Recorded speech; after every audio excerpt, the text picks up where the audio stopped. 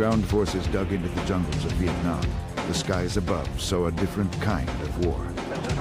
If you take every emotion you've ever felt in your life, love, hate, anger, I mean just rage, fear, to the part where you want to throw up, all of those things are going through you as you get into a dogfight.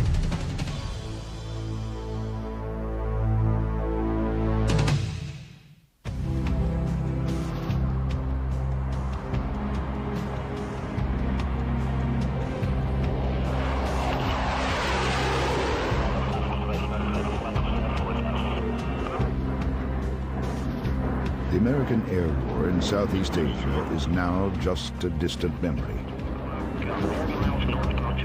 But vestiges of the battle remain. And none is more tangible than the F-4 Phantom II.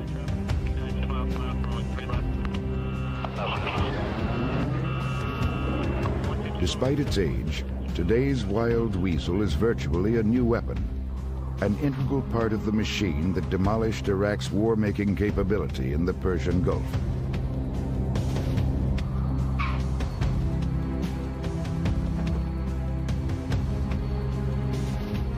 Designed to intercept nuclear bombers, the F-4 is one of the most important fighters in military aviation history.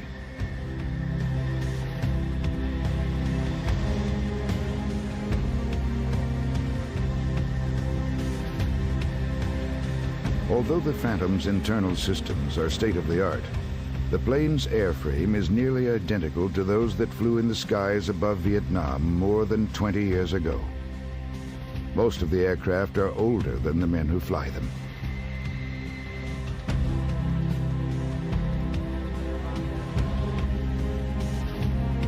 The AIM-9 Sidewinder missile is little changed from those used in Vietnam, and pilots still say that the delay between trigger pull and missile launch is one of the longest seconds in combat aviation. Like the Phantom, the Sidewinder is adapted to modern times. And like the Phantom, it is the remnant of one of the most divisive chapters in American history.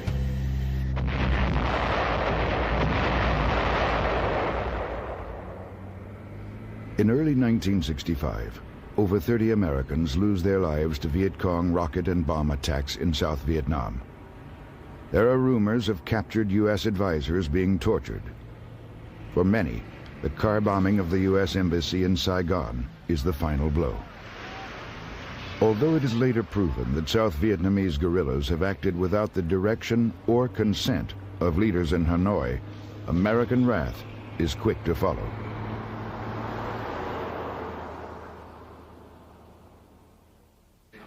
President Lyndon Baines Johnson, who until now is reluctant to order air attacks against the North, reacts swiftly. Limited strikes are launched on targets just above the demilitarized zone that separates North from South. The first of these is called Flaming Dart. It marks the beginning of an air campaign by the White House that will continue for 3 years. It also marks the beginning of a micromanagement of the war that will first paralyze and then destroy the Johnson presidency.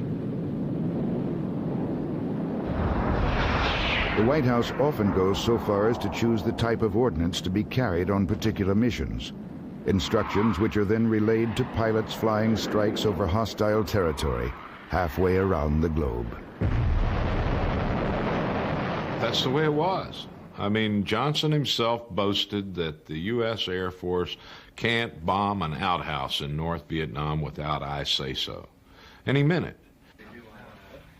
They selected the targets. They would select sometimes even the path of approach. They drew circles around things that were not permitted to be attacked.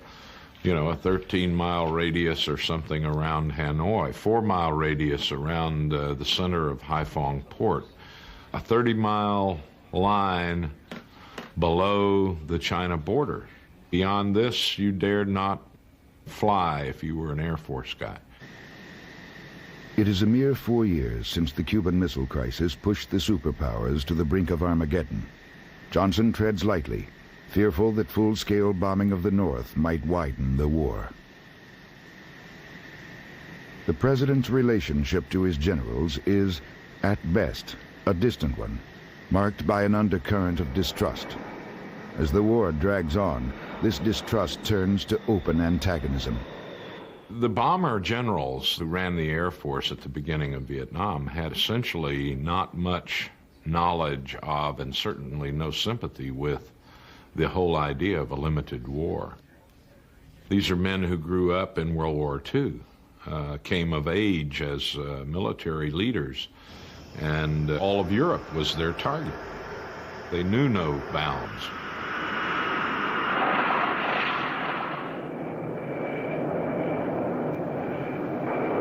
Yankee Station, 50 miles off of the coast of North Vietnam. In these orders, U.S. carriers sail their racetrack courses in a cycle that will continue for more than 8 years. By March 1965, Flaming Dart has given way to a sustained air campaign called Rolling Thunder.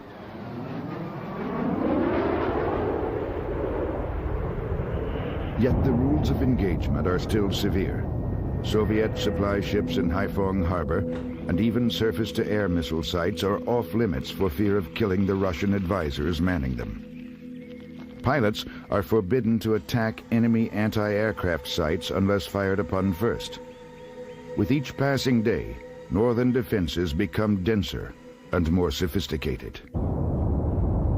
There was enormous frustration amongst us as we watched supplies and military equipment being offloaded in the port of Haiphong. Surface-to-air missile crates, ammunition that would be used against us the following day, and we couldn't touch them because of the rules. There was kind of a not-so-funny ha-ha floating around amongst the troops that the only people that are authorized to get killed in North Vietnam were fighter pilots from the United States. It was a very ludicrous way to fight a war.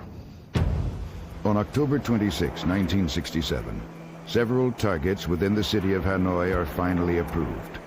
Flying from the carrier Oriskany in his A-4 Skyhawk, Lieutenant John McCain sets out on the mission that would become the longest of his tour.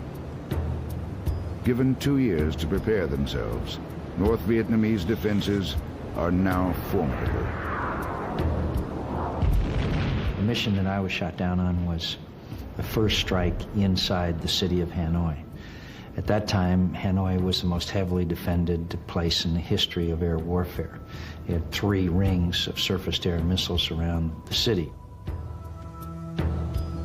We were striking the thermal power plant, i.e. the electrical generating plant built by the French inside of Hanoi.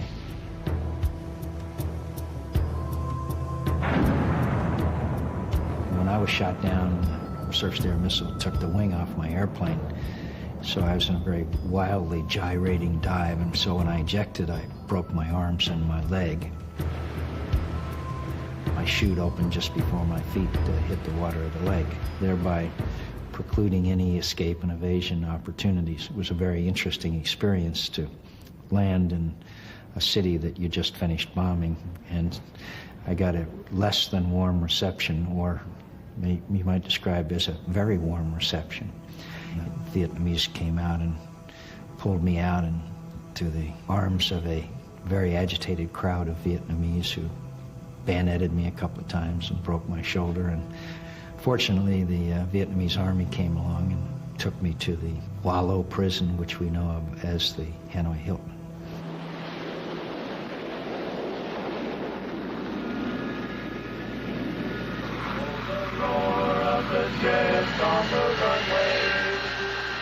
Despite bombing restrictions and the losses that these often bring about, morale among American pilots is high.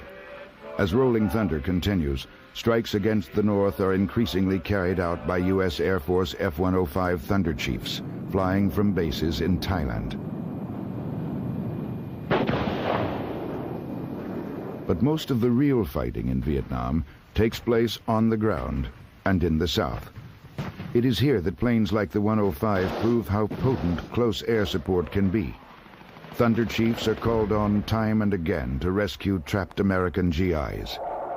And in November 1965, at a place called Ya Drang, ground attack aircraft save an American unit from slaughter.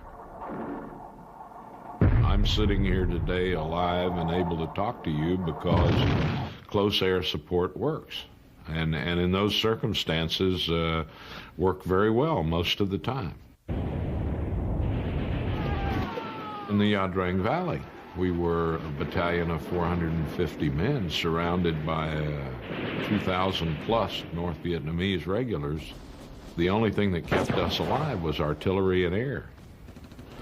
On the second morning of that battle, the forward air controller who was on the ground with us, wonderful guy, good time Charlie Hastings, lieutenant, phantom pilot. Boy, was he getting his feet wet as an infantryman. He radioed a code called Broken Arrow, which meant American unit in danger of being overrun.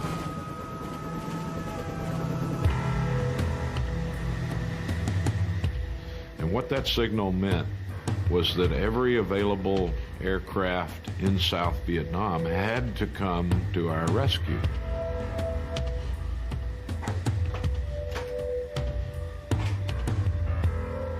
And they came.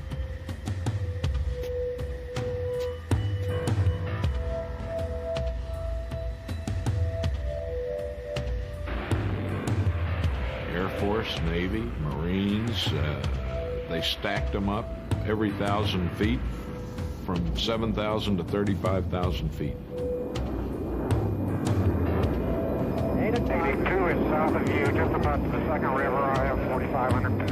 Roger, let's go get it. In the face of being overrun, the survivors at Nha Trang call in airstrikes just 30 meters from their own positions.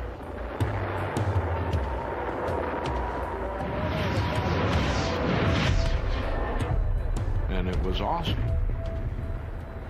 They poured it on, and we talked to the North Vietnamese a couple of years ago about what it was like over there on the other side, and one colonel said, we thought we were in a sea of fire. We didn't think any of us would live. Okay, Detroit, let's get out of here to the southwest. Oh, tonight at the bar they'll be singing. In the States it had always been fun. The Thunder Chief is heavy and powerful. Called the Thud, or lead sled by the men who fly it, the 105 will make more trips downtown, meaning missions over Hanoi, than any other aircraft of the war. Accordingly, Thud pilots are shot out of the sky in greater numbers than any of their brethren. Early in the war, men who survive 100 missions earn the right to rotate home. Often they can thank the durability of the Thud for getting them there.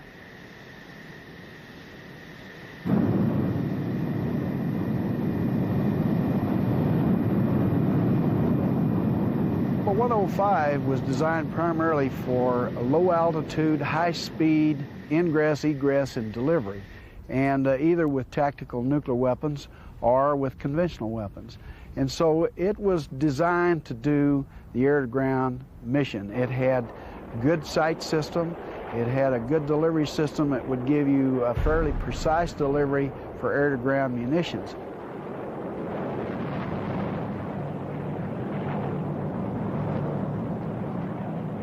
The Thunder Chief never possesses the agility of a dogfighter, but as a steady ground attack platform, it proves deadly.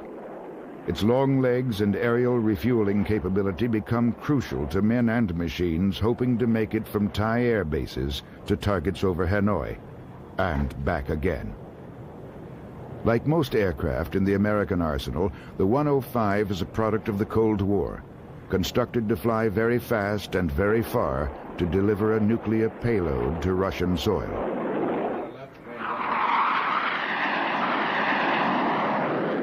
By 1966, Rolling Thunder is in full force. During the 3 years of this air campaign, nearly 5 times the explosives dropped in the entire Pacific theater of World War II are loosed on a nation the size of Texas. At the top of the list are the bridges leading from China to Hanoi, and from Hanoi to the south. Knocking out these supply lifelines would destroy the ability of Viet Cong forces to wage their war of liberation.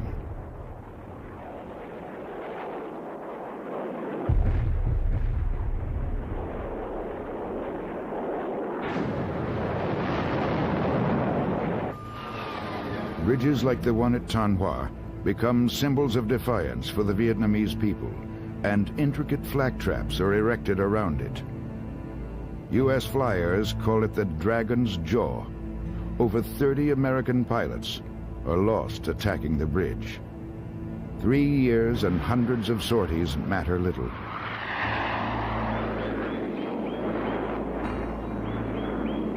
Unknown to U.S. airmen, the Vietnamese have built a parallel bamboo bridge 300 yards downstream, submerged just beneath the water.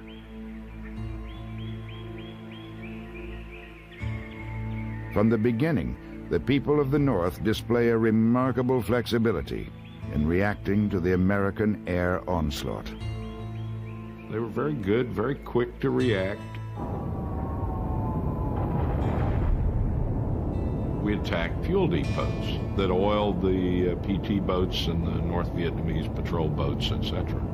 Almost immediately, the North Vietnamese began disassembling their above-ground fuel depots because clearly these were not going to be safe, and they simply dispersed them. They started digging in underground tanks all over the country, and that was the end of that. You know, General LeMay said, let's bomb them back to the Stone Age. Well, the problem with that is that they weren't very far out of the Stone Age when we started. But air defenses over this peasant society prove anything but primitive. From their Russian benefactors, the Vietnamese receive hundreds of state-of-the-art SA-2 surface-to-air missiles. Many of these sites are still off-limits to American pilots flying overhead. It is a deadly arrangement. And by 1967, nearly 100 U.S. aircraft have been lost to SAM attacks. Finally, after months of sitting there watching them building these SAM sites, they knocked one of us down, and we began immediately. Then, let's go after them. So they do planning, and they mount a raid. And they send a dozen F-105s out of Korat, Thailand, against this thing.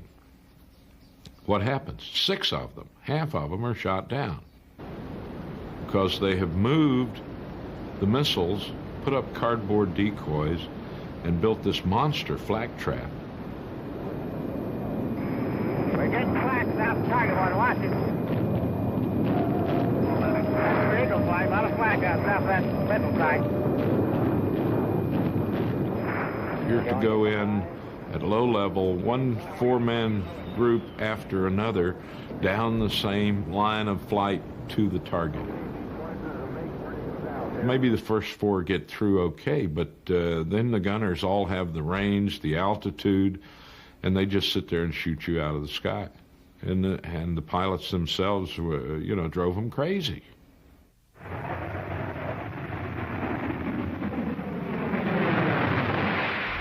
I found that in all of my missions, the time when it bothered us the most was going out to the airplane, that time of quiet when all of us are sitting there and you could almost smell the fear between air crews. Ground-based defenses aren't the only danger. Flying from safe havens within restricted zones, Russian-supplied MiG fighters are smaller and much more nimble than any American plane in the sky. Soviet instructors soon turned green North Vietnamese pilots into a force to be reckoned with.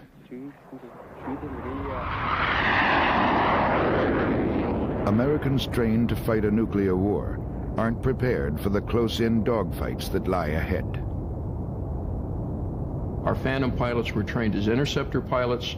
There was not going to be any more dogfights. You're only going to shoot bombers from Russia coming across at 0.9 Mach. And we were engaged with tight-turning MiGs, and we weren't doing very well. We had a 1-to-1 kill ratio. Despite their losses, American flyers in Vietnam pilot one of the greatest fighters of all time. Today's F-4 Wild Weasel is testimony to the aircraft's endurance and versatility. And its negative dihedral tail is still unique to modern combat aircraft. Underneath, a 600-gallon centerline drop tank. And in back, two General Electric J79 engines, each providing nearly 18,000 pounds of thrust. The Phantom's dual engines have always meant added insurance for the men in the cockpit. By war's end, Phantom pilots account for over 75 MiG kills. But this tally is hard won.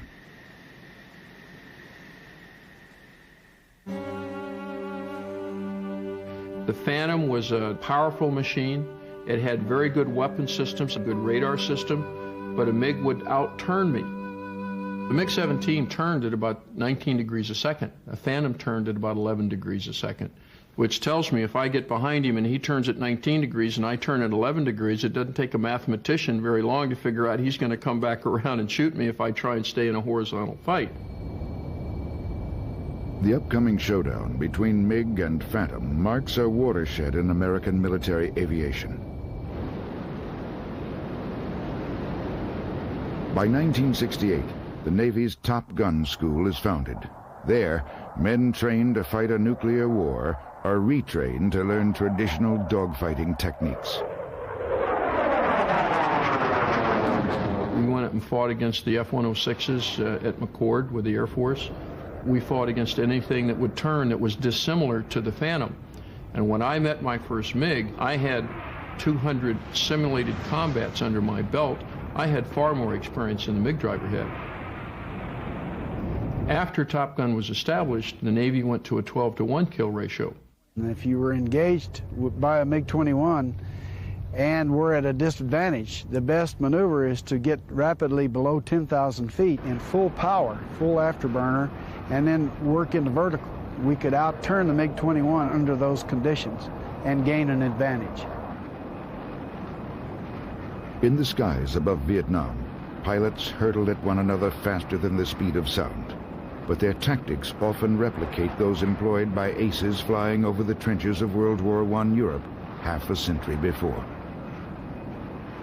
To me, dying was a pretty serious thing. I was a student of Richthofen and Immelman and Galan and Pappy Boynton and Chuck Yeager and Wally Schirra, people that had set the stage for us.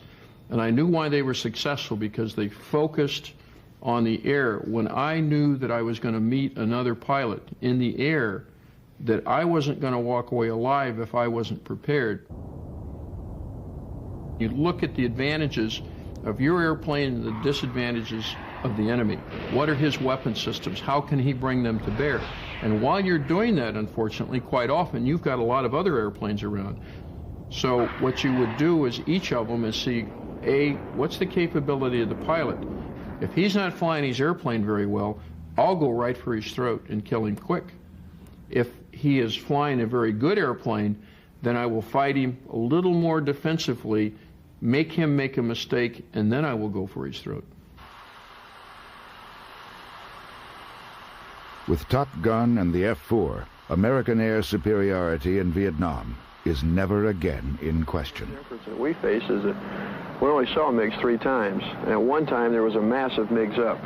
On May 10th, 1972, Randall Cunningham becomes the war's first ace after splashing 3 MiGs in one day. This is the cockpit audio from that mission. This is Red Crown on guard. Bandits, bullseye, 036 for 35. Heading at 222, altitude unknown, time 00, Red Crown out. Lake 17, Lake 17. Lake 17, Brian, on my tail. You're good, Brian, okay, I'm dragging him, get him, baby. On my turn, where is he? B3's got a non smoking. Over 200 down low. Okay, B3, yeah, that's a blow. If you take every emotion you've ever felt in your life, love, hate, anger, I mean just rage, fear, to the part where you want to throw up, all of those things are going through you as you get into a dogfight. Goddamn thing. The feeling of watching the other guy go down in flames instead of you, it's like being reborn. Okay, stop. In the case when you go through that and you take a deep breath and all of a sudden you're engaged by 22 other MiGs. This is Red Crown on guard. Bullseye 052 for allow yourself the luxury of fear, if you allow those motions to take over and control you, you're vulnerable at the same time. The first MiG, I was pretty much in control. The second MiG, when he came in behind me, I saw tracers coming by, and I remember I almost froze. I mean, like, what am I going to do? And I remember the fear that started to take over. Red Crown out. I was shooting this plane. I don't know, there's another plane behind you. Hit that. Flash, please. Flash, please. Okay, nice show, guys. Get the high here. We're running out of ammo. That's what you got to look behind you. Easy. Okay, he's right in your tail. Just don't let him get down. It's a 17. He's out running. Hey, keep looking. I got you, baby. I got you. All right, one bandit. Dude, you got another one. More anger than fear that other rotten fellow did umbrage to one of your friends, and so you don't really fear the bastard. You want to go kill him. I guess that's the warrior nature of fighter pilots. Only 5 in Vietnam reached the vaulted status of ace. You guys have a party last night? Did we ever?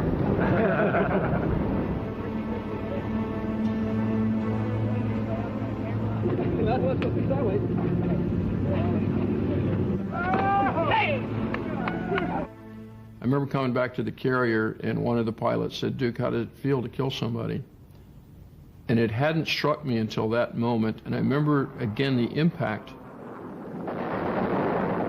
I think if you ever get used to taking another human life, you shouldn't be there.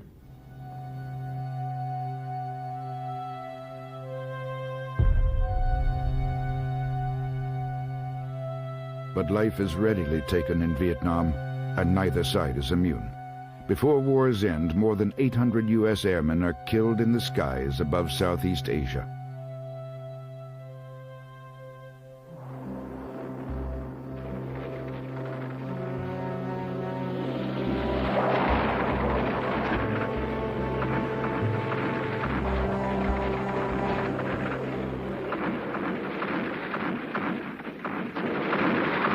As with body counts in the ground war, policymakers turned the skies above Vietnam into a macabre battle of statistics. For air commanders, the sortie, not the body count, becomes the means of proving to the White House that victory is near. The problem was not just with the President of the United States. It rested with the Secretary of Defense, the Joint Chiefs of Staff, and the military commanders all the way down to unit commanders. They would launch airplanes with less than a full bomb load against targets that were relatively meaningless in order to say that they had flown so many, quote, sorties that day. I'll never forget my first mission. I received a readout on it. It was called the Vinh Military Barracks, which sounds good. And then when I examined the history of the target, I'd found that it had only been bombed 12 times before. So I went over and dropped my bombs on a pile of concrete that had been bombed 12 times previously. This whole thing became somewhat of a charade. Throughout the war, the most elusive targets are those along the Ho Chi Minh Trail. Interdicting the supplies that run down it from the north is constantly at the forefront of the American air effort. First of all, you have to understand it wasn't one trail. I mean, there wasn't this 6-lane superhighway out there in the jungle. This was a network, and it was literally hundreds of trails.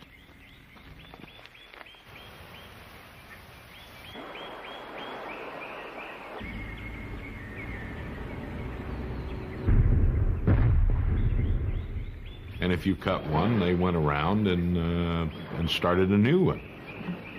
We had not much success at shutting that down. We made it costly. We made them pay a terrible price in lives and blown up equipment, but they were willing to pay that price.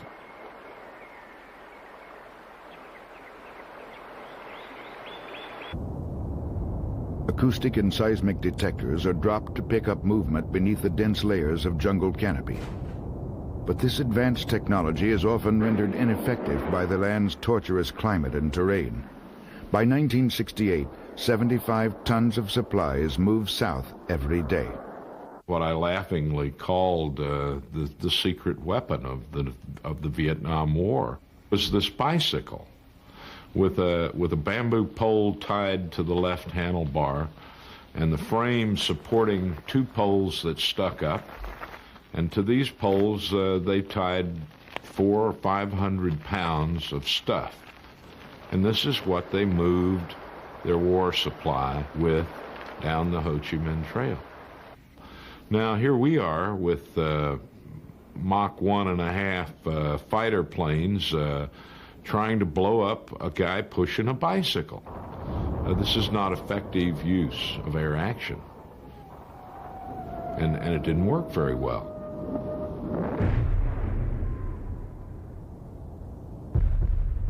One of the primary weapons in hitting the trail was the B-52. Like the Phantom, it still flies today. Any rings, watches, make sure you guys have ear protection on, have nice safe load. 10 up, break.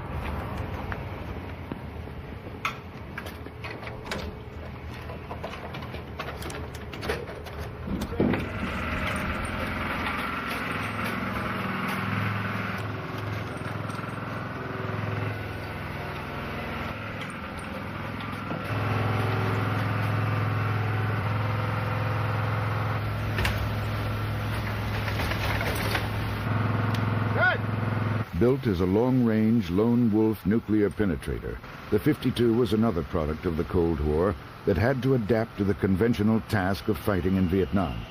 But formation bombing and delivering conventional stores was a mission to which it readily adapted. One of the most lethal loads is the cluster bomb. It's a baseball-type bomblet with embedded ball bearings. When these were dropped out of canisters from the B-52 bomb bay, the canisters opened up and these fell free and individually.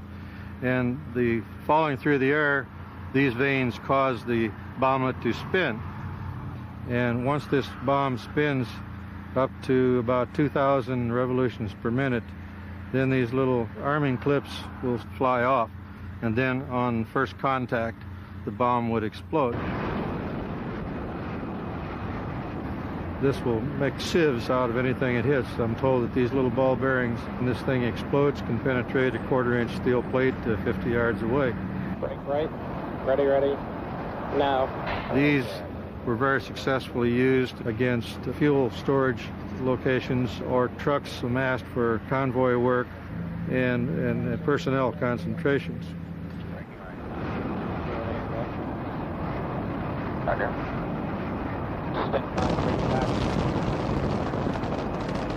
Flying at altitudes in excess of 30,000 feet, those below cannot hear the planes overhead.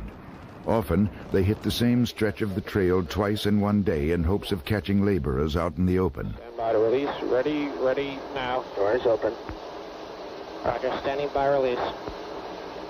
PDI, sir. Stand by to release. Ready, now. Bombs away.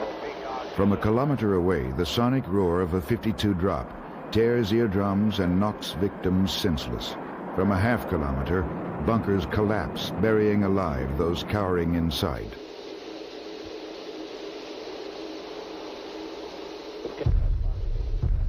One Viet Cong survivor recalled, "It seemed as I'd been caught in the apocalypse. The terror was complete. One lost control of bodily functions as the mind screamed incomprehensible orders to get out. When the B-52s found their mark, it was not just that things were destroyed. In some awful way, they ceased to exist." Screen computer power switch. Screen display mode, select the switch. Screen computer power switch. By January 1968, one of the war's most compelling dramas is about to play itself out. At a distant airstrip in the Central Highlands near the hamlet of Khe Sanh, 6,000 Marines find themselves surrounded by upwards of 30,000 NVA regulars.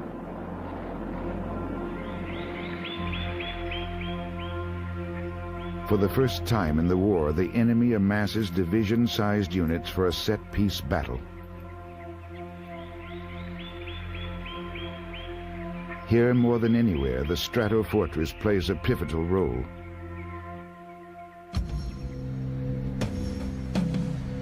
At At Khe Sanh, reinforcement and resupply by air is the only alternative.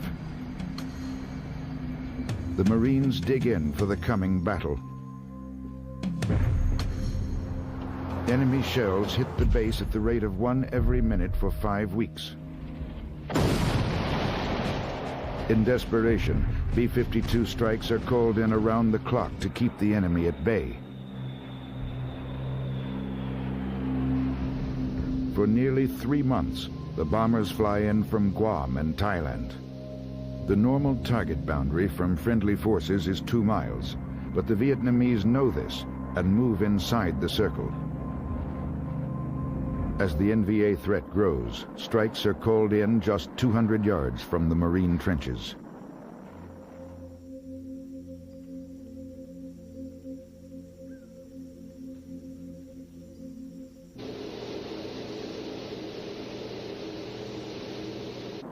Bomber cells arrive over Khe Sanh every 3 hours for nearly 6 weeks. They unleash over 75,000 tons of bombs on the enemy below.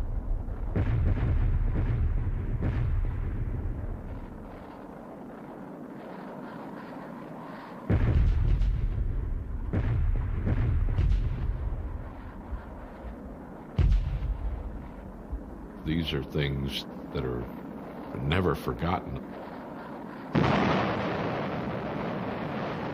A friend of mine, a Vietnamese photographer, was drafted into the South Vietnamese Army, and his battalion was wiped out in a misplaced B-52 strike. He survived, but his hair turned white. I mean, he was 19 years old, and he went absolutely white-headed. The destructive power of a B-52 strike truly has to be seen to be believed.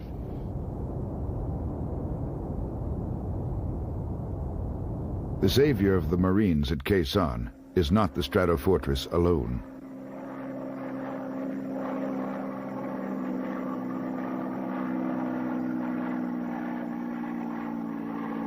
C-123 and C-130 transport pilots brave one of the most dangerous landings in history to bring in fresh men and supplies and take out the wounded.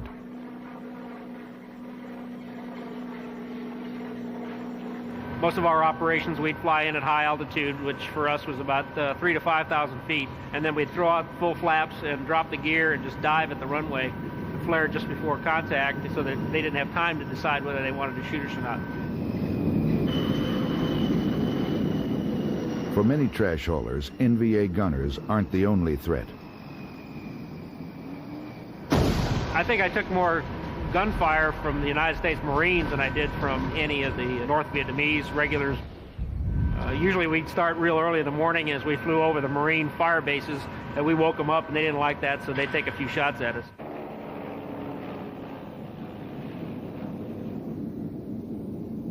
"12 weeks after it began, the siege at Khe Sanh is lifted. 2 months later, the base is abandoned. 1968 also marks the end of Rolling Thunder. President Johnson imposes a bombing halt over the north that will last 4 years. But we will not surrender, and we will not retreat. But in the south, it is business as usual. Many regions have been declared free fire zones. By war's end, nearly 75% of the ordnance dropped will fall not in North, but in South Vietnam. Nothing epitomizes the brutal efficiency of American air power better than the AC-47 and AC-130 gunship. The plane's 20-millimeter cannon fire at a rate of over 5,000 rounds per minute. Turning slowly on one wing, these aircraft can level any target. We got a call from the ground controllers telling us to leave the area because there was heavy artillery coming in. And of course, the low-flying aircraft were supposed to leave that area because the arc of the artillery, we didn't want the aircraft to get struck. And we were trying to tell him that there's no heavy artillery coming in. We were the heavy artillery. And of course, he's thinking, well, these 105 howitzer shells aren't coming from an airplane. And we went back and forth a few minutes and then told him, says, look, there's a house about 2 clicks south of you with a red roof. You see it? He says, yeah, got it. So keep an eye on it. And we gave him a 2-shot drill, which is 205 howitzer shells within 3 seconds. It's a good drill. And we fired him off, and the pilot says, you see that house? And he keyed his mic and said, yeah. And about that time, it just disintegrated. And all he could say was, damn, stick around. We got some targets for you.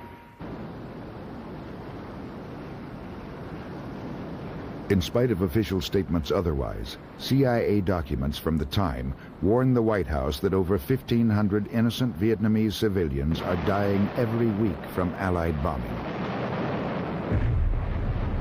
Any time that you move down onto the coastal plains where you have a high-density rural population, I mean, every fence row's got another hooch in it, anything you shoot, even a rifle bullet, is going to hit something that it probably wasn't intended to hit. And certainly if you're firing artillery, and even more so if you're dropping bombs and firing cannon and shooting napalm, you do fierce damage to the people who live there. You've got a farmer, and he's paying taxes to both sides, and he's doing his best to get by. And you come along and your helicopter strafes his area and kills his water buffalo. Boy, that makes him angry. You've just hurt his rice bowl. You've broken his rice bowl. How's he going to farm without his tractor, which is his water buffalo? You come along with the Air Force and you drop a bomb down his smokestack and you kill his wife and kids. You've just made a Viet Cong. Good evening, my fellow Americans. Tonight I want to speak to you of peace in Vietnam and Southeast Asia. Tonight I have ordered our aircraft and our naval vessels to make no attacks on North Vietnam. In the face of growing criticism, the president halts the bombing campaign of the North, but his public support evaporates anyway.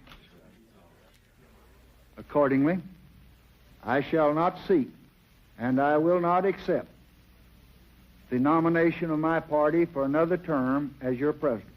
In truth, the Johnson administration never grasps the intensity of Vietnamese nationalism or the depth of enemy resolve. The bombing halt gives Northern leaders 4 precious years to strengthen their air defenses.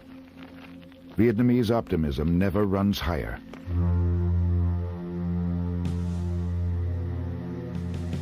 As the spring of 1972 approaches, nearly 20,000 more Americans have died in Vietnam since Nixon took office on a platform promising to get out of the war. Morale is at a low point.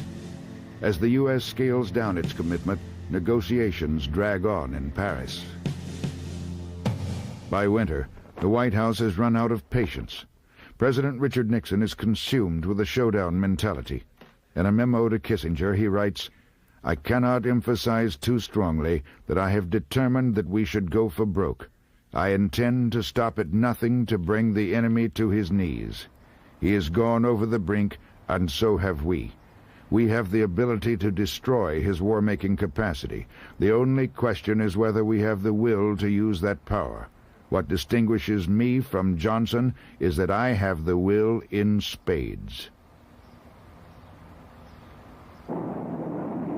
American aircraft are again flying over the North.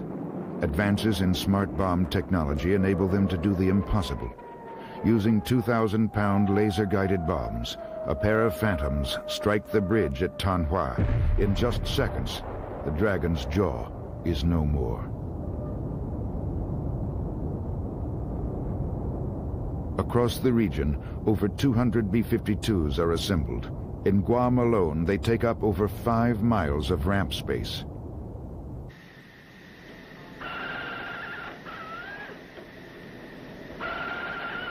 For the first time, the major rules of engagement are lifted, and American bombers will be used strategically.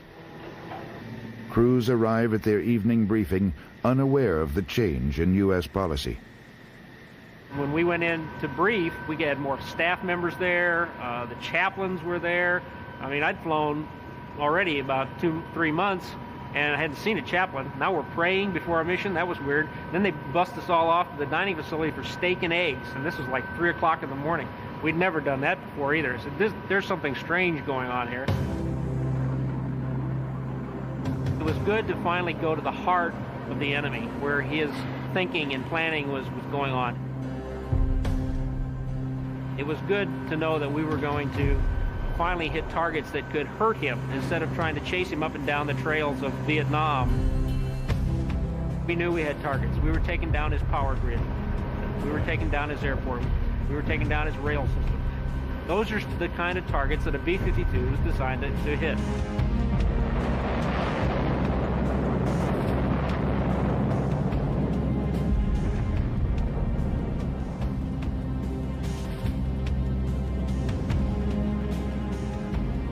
In little more than a week, U.S. forces drop over 100,000 bombs.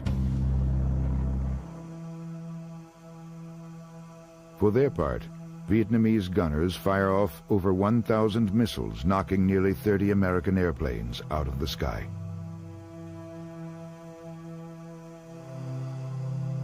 The way you can tell the SAM is coming towards your aircraft, basically, is you'll see him when he launches from the ground, because you'll see a large puff of flame and it'll continue.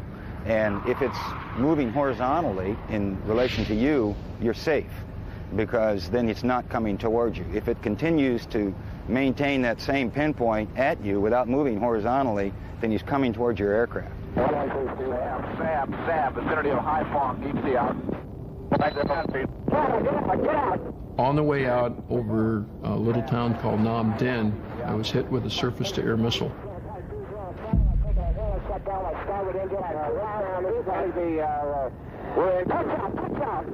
I remember thinking that I didn't want to be a prisoner of war because the airplane absolutely went upside down.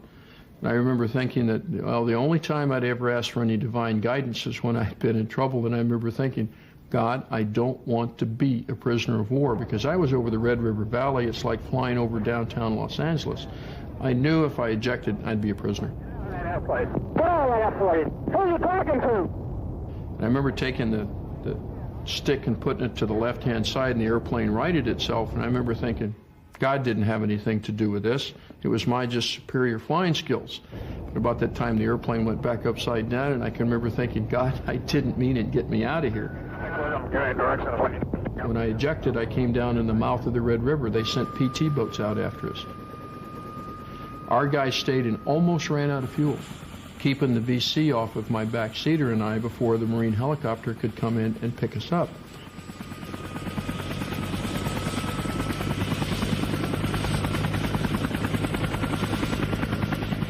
So it's a team effort.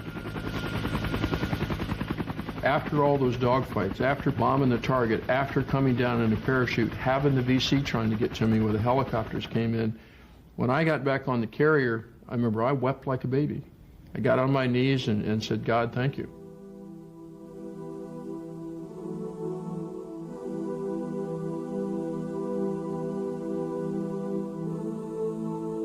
For the men of the Hanoi Hilton, the Christmas bombings of 1972 bring renewed hope. One night, air raid sirens went off and began perhaps the most spectacular and, to us, encouraging display of military power that we'd ever observed. And that was wave after wave of B-52s flying at night, somewhere around 35,000 feet, and they were dropping enormous amounts of bombs on designated military targets. Even though they were far away, the room would shake. Sometimes even the air would be sucked out of the room slightly. When a B-52 was hit, it would light up the entire sky in a pink glow. It would mark its progress from over 30,000 feet to the ground. The North Vietnamese are never really caught off guard by U.S. strikes. Soviet intelligence trawlers drift in the waters off of Guam and shadow U.S. carriers. They supplement a sophisticated early warning radar net, and throughout the war relay flight data on impending raids to Hanoi.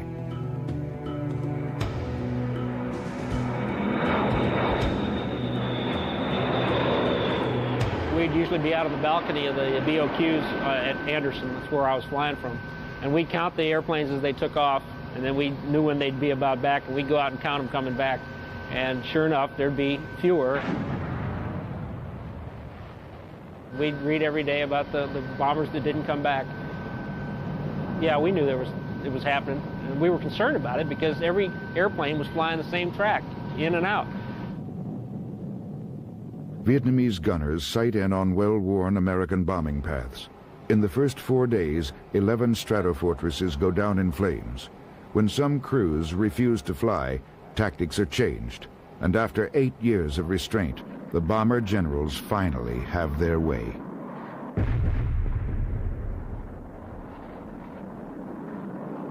I tried not to think about what we were doing to those people personally, but I tried to think about those friends that I'd lost and the friends that I lost daily because we had people get killed daily, airplanes not come back, and when you get back and you see someone come in to clear out a locker, it kind of gave us a little bit of a feeling of, to hell with them, let's do what we've got to do and get this over with.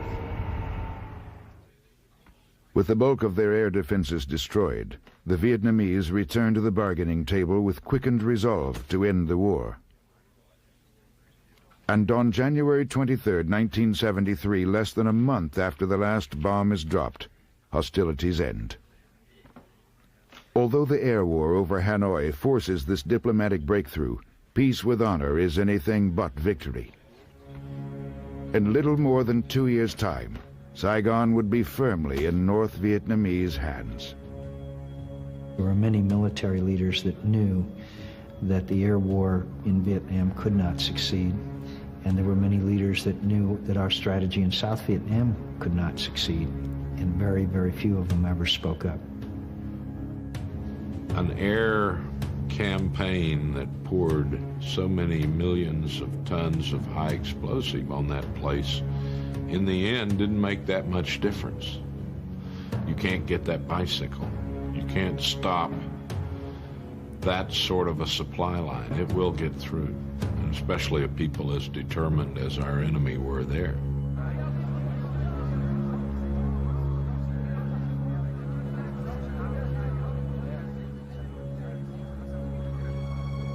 For men like John McCain, the war is nearly over.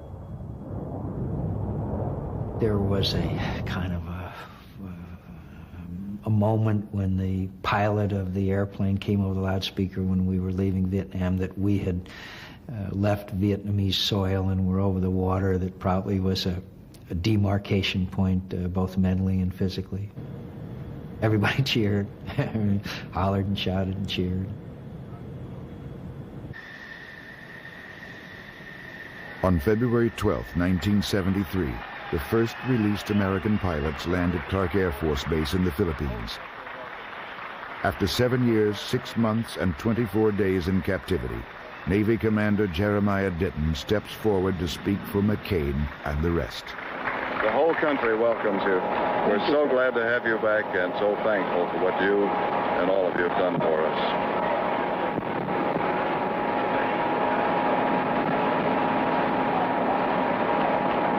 We are honored to have had the opportunity to serve our country under difficult circumstances. We are profoundly grateful to our Commander-in-Chief and to our nation for this day. God bless America. God bless America.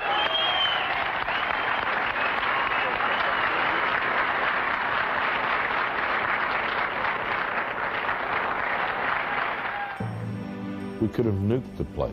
We could have turned all of North Vietnam into a glass-floored, self-lighting parking lot. In 1965, Lyndon Johnson gave a speech at Johns Hopkins in Baltimore where he basically offered $2 billion in aid to the North Vietnamese if they would stop their aggression in South Vietnam. Lyndon Johnson was forever puzzled as to why he didn't hear from Ho Chi Minh. Even if we had invaded North Vietnam and taken the place, my son today would probably be in an army that was garrisoning South and North Vietnam.